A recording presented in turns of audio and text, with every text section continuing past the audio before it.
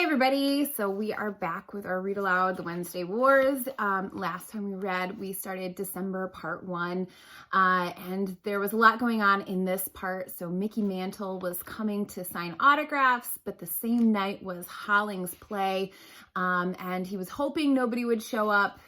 He goes up to do his play, and he really just enjoys it and kind of gets lost in the story, does a phenomenal job. Later finds out that Danny Hupfer, Mai Tai, and Meryl Lee all were in the front row and really enjoyed his performance.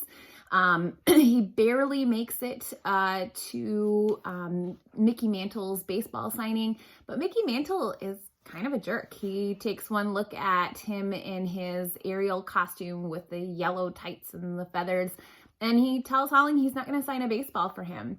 But one cool thing that happens is that Danny Hupfer actually takes his signed baseball and he puts it back on the desk where Mickey Mantle is and says, you know what, I don't need this either. So that was pretty cool of Danny, in my opinion. Okay, December part 2, we're on page 93. When gods die, they die hard. It's not like they fade away or grow old or fall asleep. They die in fire and pain, and when they come out of you, they leave your guts burned. It hurts more than anything you can talk about. And maybe worst of all is you're not sure if there ever will be another God to fill their place, or if you even ever want another God to fill their place. You don't want fire to go out inside you twice. The Hupfers drove me back to the festival theater and went in to see if the men's dressing room was unlocked. It was, and Mr. Goldman was holding forth. "My dainty Ariel," he called, and threw his arms out wide, and the company, the men that is, for the record, all clapped. "Where have you been? You, the star of the extravaganza. Something should be wrong?" I shook my head. How could you tell Mr. Goldman that the gods had died when they lived so strongly in him? "Wasn't well done?" I asked. "Bravely, my diligence. Thou shalt be free." And I was. I changed and left the yellow tights with the feathers on the butt in a locker. Mr. Goldman told me I should stop by the bakery for some cream puffs, "which will cost you not a thing." And I left. That was it. Outside, it was the first really cold night of winter, and the only fire in sight was the stars high above us and far away, glittering like ice. The Hupfers were waiting and drove me home. We still didn't talk, not the whole way. When I got back, my parents were in the den watching television. It was so cold, the furnace was on high. The hot air tinkled the silver bells that decorated the white artificial Christmas tree that never dropped a single pine needle in the perfect house. "You're done earlier than I thought," my father said. "Bing Crosby is just about to start White Christmas as soon as this commercial is over." "How did it go, Holling?" said my mother. "Fine. I hope Mr. Goldman was happy with what you did," said my father. "He said it was just swell." "Good." I went upstairs. The crooning notes of Bing Crosby's treetops glistening and children listening and sleigh bells in the snow followed me. Just swell. Happy holidays. When we got back to school on Monday, there were only 3 more days before the holiday break. They were supposed to be a relaxed 3 days. Most teachers coasted through them, figuring that no one was going to learn all that much just before vacation. And they had to leave time for holiday parties on the last day, making presents for each other, and looking out the window, hoping for the miracle of snow on Long Island. Even the lunches were supposed to have something special in them, like some kind of cake with thick white frosting, or pizza that actually had some cheese on it, or hamburgers that hadn't been cooked as thin as a record. Maybe something chocolate on the side. But Mrs. Biggio wasn't interested in chocolate these days. It could have been the last holidays the planet was ever going to celebrate, and you wouldn't have known it from what Mrs. Biggio cooked for Camillo Junior High's lunch. It was something surprise every day, except that after the first day, it wasn't something surprise anymore, because we knew what was coming. It was just something. But I didn't complain. I remembered the Wednesday afternoon Mrs. Biggio had come into Mrs. Baker's classroom, and the sound of her sadness, and I knew what burned guts felt like. Everyone else didn't complain because they were afraid to. You don't complain when Mrs. Biggio stares at you as you're going through the lunch line with her hands on her hips and her hairnet pulled tight. You don't complain. not even when she spreads around her own happy holiday greetings. Take it and eat it, she said to Danny Hupfer when his hand hesitated over the something. You're not supposed to examine it, she said to Meryl Lee, who was trying to figure out the surprise part. You waiting for another cream puff? She said to me. Don't count on it in this millennium. And on the last day before the holiday break, to Mai Tai, pick it up and be glad you're getting it. You shouldn't even be here, sitting like a queen in a refugee home while American boys are sitting in swamps on Christmas Day. They're the ones who should be here, not you. Mai Tai took her something. She looked down and kept going. She probably didn't see that Mrs. Biggio was pulling her hairnet down lower over her face because she was almost crying. And probably Mrs. Biggio didn't see that Mai Tai was almost crying too. But I did. I saw them. And I wondered how many gods were dying in both of them right now and whether any of them could be saved. You'd think that Mrs. Baker would try to make up for the holiday disappointments of the Camillo Junior High kitchen over those 3 days, but she didn't. We went back to diagramming sentences, focusing on the imperfect tenses.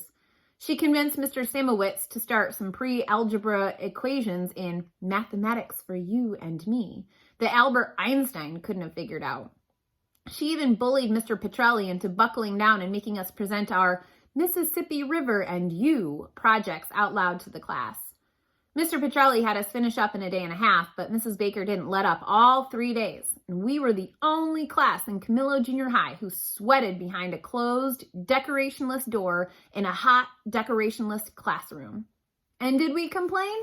No, because at the first hint of a complaint, Mrs. Baker folded her arms across her chest and stood still, staring at whoever had started to rebel until all rebellion died. That's how it was as we came up to the happy holidays, all the way until that last Wednesday afternoon. As everyone got ready to leave for Temple Beth El or St. Adalbert's, I figured I'd probably be diagramming sentences for the next hour and a half, since we hadn't started another Shakespeare play yet. Just swell. But I was wrong. Mr. Hupfer and Mr. Switek, said Mrs. Baker, I've arranged with your parents for you to stay in school this afternoon. Danny and Doug looked at me and then at each other, then back at Mrs. Baker. Okay by me, Danny said. I'm so pleased to have your approval, said Mrs. Baker. Now, the rest of you. And there was the usual hubbub of leaving while Danny and Doug sat back at their desks. What's it about? Danny asked. I shrugged. Erasers or sentence diagramming. Maybe Shakespeare, I said. We looked over at Doug Switek. You didn't do number 166, I said. He shook his head.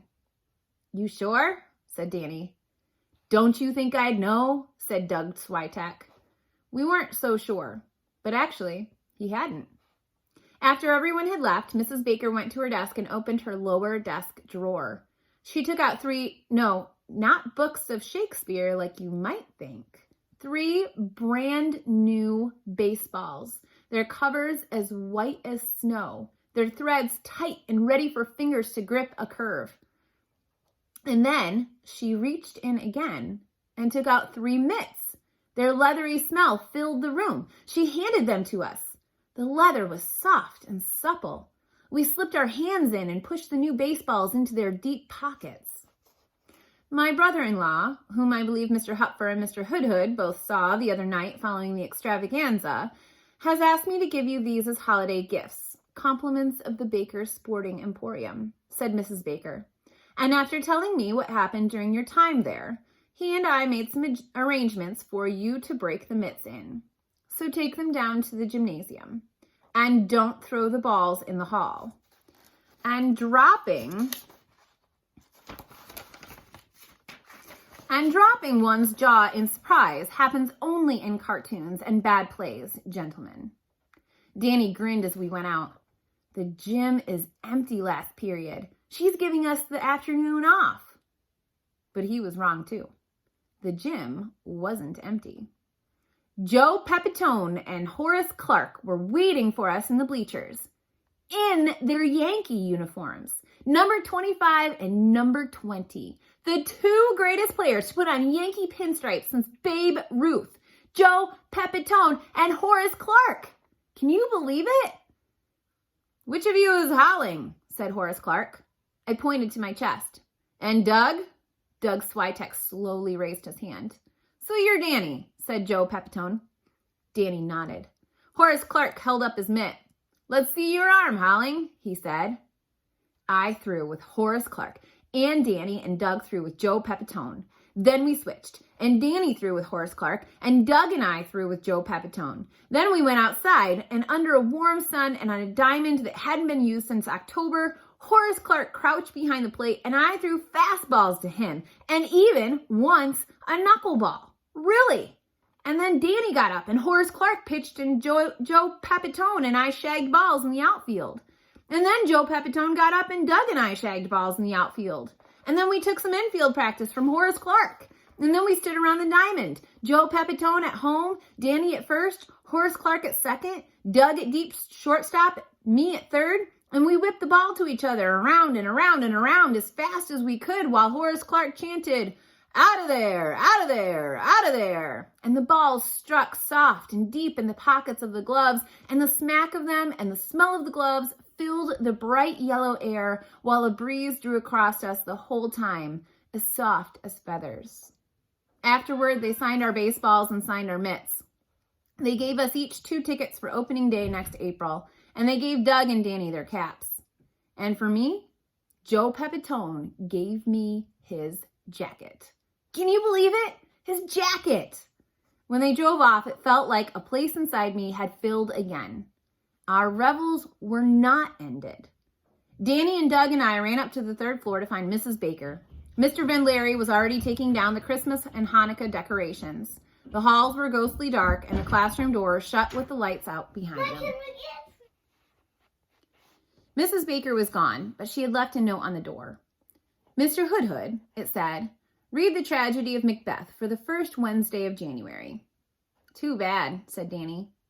But Doug went on in, and he came back out carrying the cardboard box for number 166 from the coat room. He looked at us, shrugged, and hauled it away down the hall, staggering under its clumsy weight. We never saw it again. The next day, President Johnson declared a Christmas ceasefire in Vietnam, and the bombs stopped dropping. And so, the happy holidays finally began.